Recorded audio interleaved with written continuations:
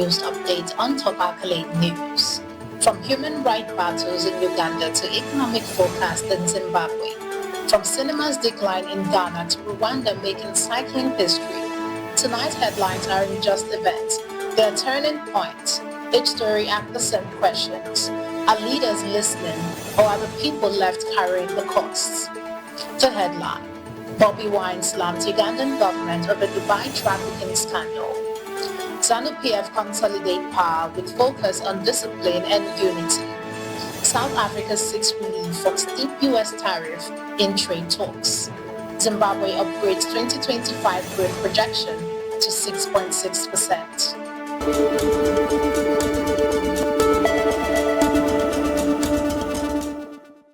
From the shadows of silence to the cries for justice, Uganda now faces a scandal that tests the state's duty to protect the most vulnerable.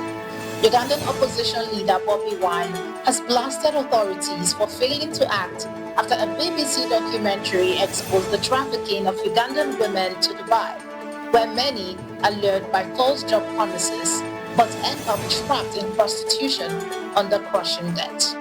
Deputy Speaker of Parliament Thomas Tayibwa joined advocacy groups and international observers in describing the revelations as very disturbing and calling for urgent government intervention, stronger protection for women, and enforcement of anti-trafficking laws.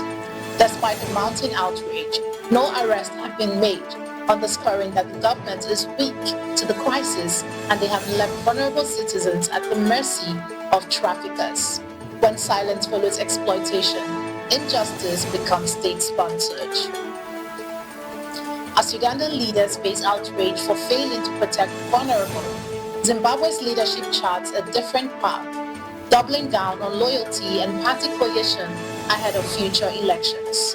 Zimbabwean President Emmerson Mnangagwa has called on ZANU-PF members to remain united, disciplined, and focused as the party prepares for its 22nd National People's Conference in Mutare and harmonized election in 2028. Addressing the Central Committee in Harare, Mnangagwa emphasized that no individual is greater than the party, urging open dialogue and collective responsibility to advance its long-term vision. His remark comes as ZANU-PF intensifies its political strategy to tighten coalition, consolidate power, and avert factional disputes that have historically undermined ruling movement. By stressing loyalty and discipline, Mnangagwa signaled a clear message that the survival of the party depends on solidarity and the prioritization of broader national goals over individual ambition. In Zimbabwean politics, loyalty is currency and unity the fortress of survival. While Zimbabwe's ruling party rallies around unity to secure the future, South Africa faces a pressing challenge today: tariffs threatening jobs and growth. South African Trade Minister Pat Stow met U.S. Trade Representative Emmerson Mnangagwa in Washington after President Donald Trump imposed a 30% tariff on import from Africa's largest economy, a move threatening tens of thousands of jobs amid record high unemployment. Both sides agreed on a roadmap for future negotiations, but concessions may test South Africa's domestic policies. When tariffs bite, diplomacy becomes the last line of defense for jobs and dignity. As South Africa wrestles with the weight of US tariffs, its northern neighbor Zimbabwe is projecting brighter skies, forecasting stronger growth in 2025. Zimbabwe's Finance Minister Professor Mthuli Ncube announced that the country's 2025 economic growth projection has been raised to 6.6% during the 4th Zimbabwe Economic Development Conference, highlighting priorities in agriculture, mining, manufacturing, digital infrastructure, and diaspora investments. While officials from the Finance Ministry and Reserve Bank underscore transparency, investment readiness, and Vision 2030 targets, the challenge remains turning stronger forecasts into tangible livelihoods. Numbers inspire hope, but only delivery will silence doubt. You're watching the African News Update on Top Accolade News. Do stay with us. Still to come.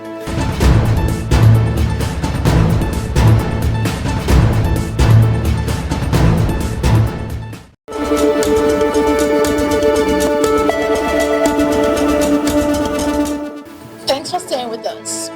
Ghana now finds itself in the global spotlight over a deportation deal that's stirring courtroom battles and political unrest. 11 people deported from the United States have sued Ghana's government, claiming their detention in a military camp is unlawful, as opposition members of parliament demand suspension of the deportation deal until parliament rectifies it. With officials giving conflicting accounts of the deportee status, the case exposes tension between humanitarian principles and political accountability. When right meets politics, truth often becomes the first casualty.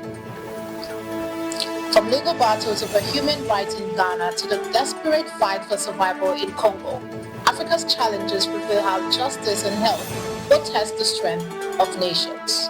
The World Health Organization confirmed that 31 of 38 Ebola cases in southern Congo have turned fatal, nearly doubling last week's toll, with over 900 contacts traced and vaccines underway despite logistical delays in Bula Bay, Kasai. Health officials stress the vaccines and swift containment are vital, but weak infrastructure risk widening the crisis. In outbreaks like Ebola, every delay writes its cost in lives. Africa's battles span both survival and culture, and Ghana's filmmakers say the story of cinema is now at the risk of being lost. Veteran filmmaker Abdul Salam Mumuni has blamed Ghana's decline in cinema culture on weak quality control and poor movie standards, warning that the National Film Dialogue that without stronger distribution networks and more cinema beyond Accra and Kumasi, audiences will remain disengaged. While the National Film Authority pushes for revival through ambitious targets, Mumuni insists infrastructure and distribution, not just production, hold the key. A film without an audience is not just art unseen, but culture undone. And finally, in sports, Rwanda hosts Africa's first UCI Road World Championship. The 2025 UCI Road World Championship kicked off Sunday in Kigali, Rwanda, marking the first time the century-old cycling event is held in Africa, with 13 races across age groups and gender parity. Riders says the milestone showcases Africa's growing presence on the world stage, though Rwanda's hilly terrain poses a stern test. For Africa, the race is not just on the road, but in rewriting sports in history. And that's the world as it unfolds tonight, where politics seeks power, economics chase numbers, and people demand dignity. The stories may differ, but the message is the same. Without accountability, progress is just a promise. I am Ojarumi Okocha. Stay informed, stay questioning. This is the African News Update on Top Accolade News, keeping you connected to the pulse of the continent.